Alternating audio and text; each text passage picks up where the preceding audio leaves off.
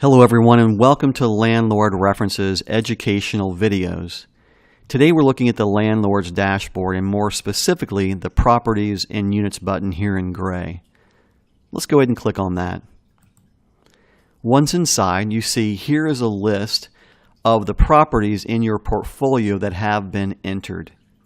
Now once again, it's good to have your properties entered so that you can more easily use the drop down to populate the fields and not risk doing typos. So entering them once here is a great way of making it easier going forward.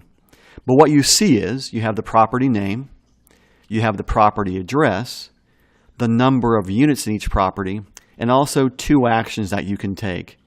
You can edit what you've already previously entered if something was incorrect, or you can also delete a particular address if it's no longer a part of your portfolio. Okay.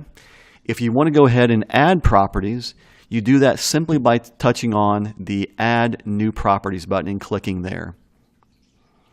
Let's go ahead and add some properties just to kind of show you how this works. For simplicity, let's just call this property A.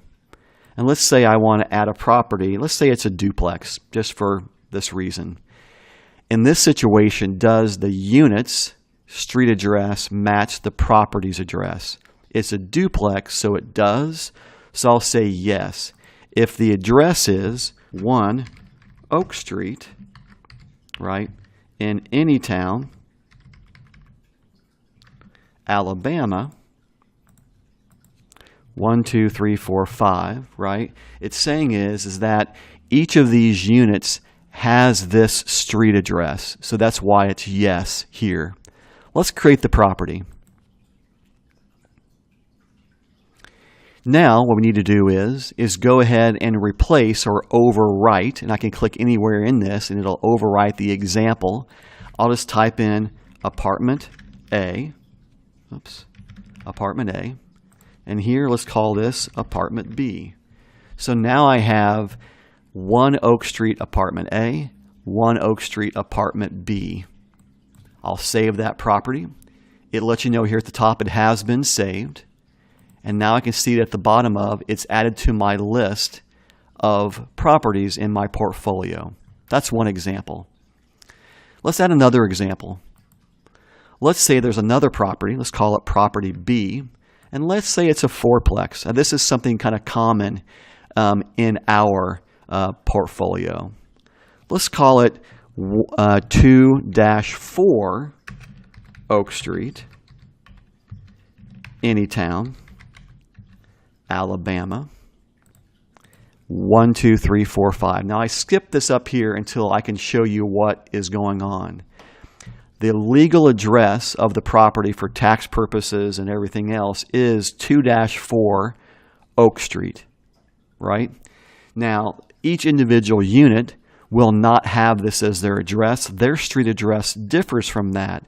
Let's say this is a fourplex where it's 2 on one side of the property and 2 on the other side. So 2 will be at 2 Oak Street and 2 will be at 4 Oak Street, just as an example. So in this situation, the unit street address does not match. So I'll click over this and hit toggle to no.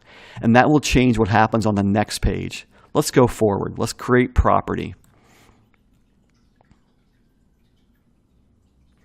Now what I see is, as a starting place, it shows me here's the property address.